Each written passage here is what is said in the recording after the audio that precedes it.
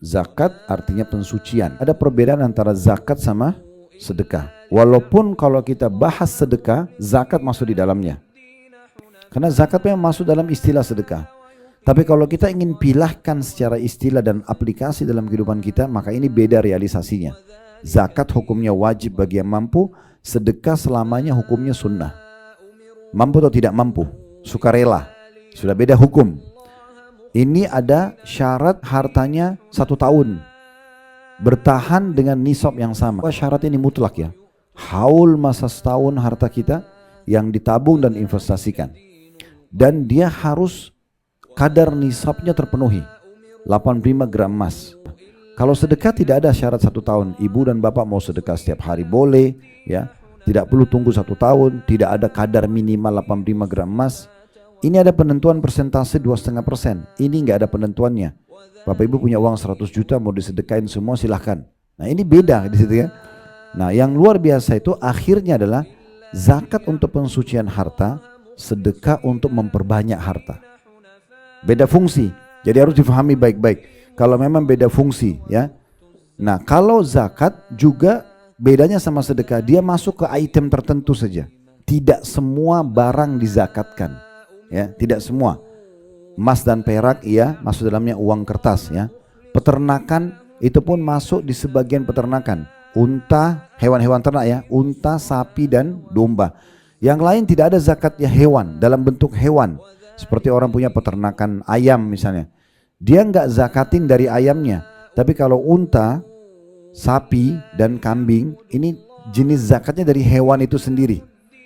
Kalau kambing misalnya kita punya 40 ekor kambing, kita zakat dari jenis kambing juga. Zakat fisik kambingnya dikeluarkan gitu ya. Per 40 ekor 1 ekor. Nah gitu, ada zakatnya sendiri. Jadi dia itemnya itu tertentu kalau zakat. Nah kalau sapi itu kalau terkumpul 30 ekor dalam 1 tahun baru dikeluarin. Kalau unta 5 ekor dalam 1 tahun baru dikeluarin. Dari jenis hewan itu. Tapi ini hanya 3 jenis hewan ini. Kalau ayam, ikan itu bukan dizakatin dari jenis hewannya, tapi nanti diakumulasi dalam bentuk harta, masuk dalam hitungan uang. Masuk dalam hitungan uang. Nah ini perbedaan zakat. Kalau sedekah nggak ada batas itemnya. Orang boleh sedekah dengan baju, orang boleh sedekah dengan mobil, orang boleh sedekah dengan apa saja.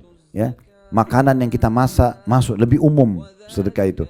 Makanya ini fungsinya untuk memperbanyak harta, ini untuk mensucikan harta. Kalau ada income kita dalam 1 tahun itu yang kita tidak tahu sumbernya, misalnya ada yang memberikan kita bonus uang dari kerabat, memberikan hadiah uang gitu kan, atau dia memberikan hadiah produk lah, tapi kita tidak tahu uangnya ini dari halal atau tidak. Kami punya restoran misalnya, tidak bisa setiap konsumen datang kita tanya halal nggak pendapatan kamu, nggak mungkin. Berapa banyak waktu yang disita hanya nanya konsumennya halal atau tidak gitu. Lalu gimana caranya kalau kita nggak tahu orang ini halal atau tidak? Sementara uangnya contoh dari riba, dari manipulasi terus dipakai belanja. Kita udah terima bergabung dengan uang-uang yang halal yang lain. Nah zakat berfungsi untuk pensucian itu. Coba tangkap secara rasional ya. Kalau zakat dikeluarkan punya syarat kan 2. Ada haul, ada nisab. Haul masa setahun, nisab kadar minimalnya 85 gram emas. Dalam 1 tahun itu berarti 365 hari.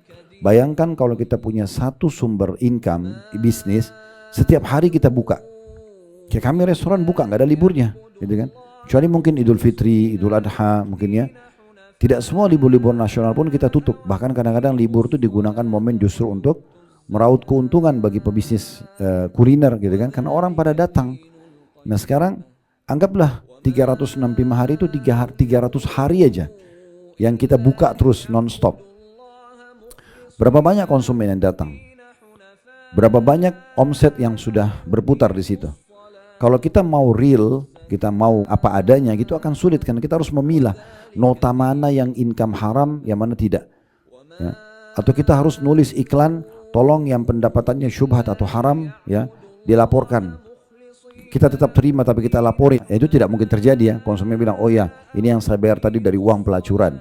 Oh ini tadi yang saya bayarin dari uang riba, ini dari manipulasi di kantor. Itu nggak mungkin orang lakukan itu.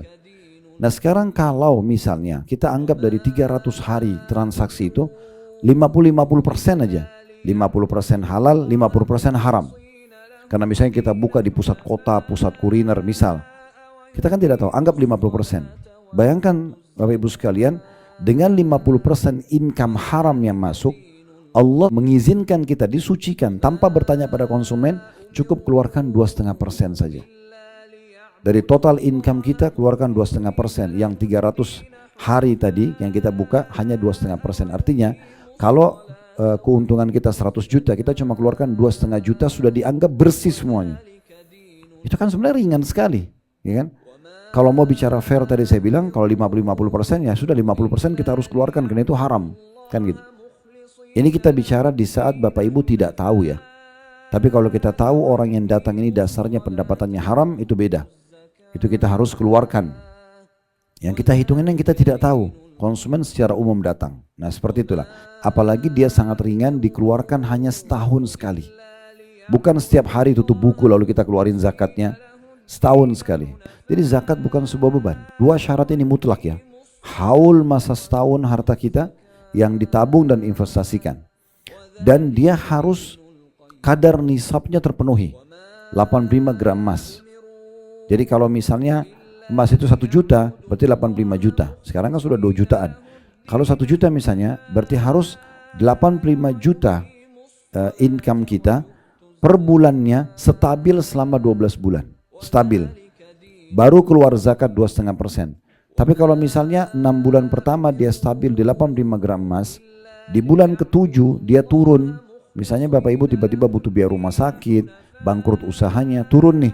Ternyata kita hitung di bulan itu, di bulan ke-7 dari masa haul kita, 6 bulan semua lancar. Bulan ke-7 turun. Ternyata dia menjadi sisa 70 gram emas saja. Sisa 70 juta. Haul yang pertama dianggap batal. Tangkap gak? Jadi yang 6 bulan itu dianggap batal.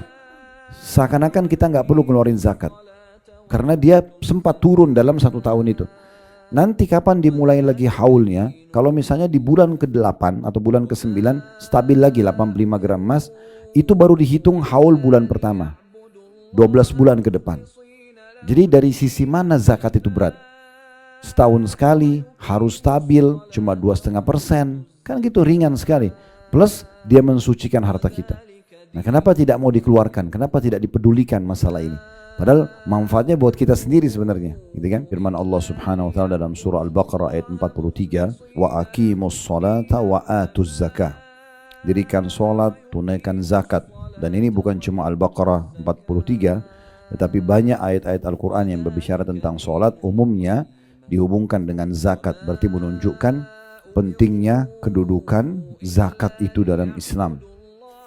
Begitu juga firman Allah Subhanahu wa taala yang lain seperti dalam surah Al-Bayyinah ayat 5, "Wa ma umiru illa liya'budullaha mukhlishina lahud-din hunafa wa yuqimus salata wa yu'tuz zakah wa dzalika dinul qayyimah." Mereka tidak disuruh kecuali supaya menyembah Allah dengan memurnikan ketaatan kepadanya, tidak boleh ada kesyirikan, dan menjalankan agama yang lurus, dan supaya mereka mendirikan sholat juga menunaikan zakat, dan demikianlah ajaran agama yang lurus.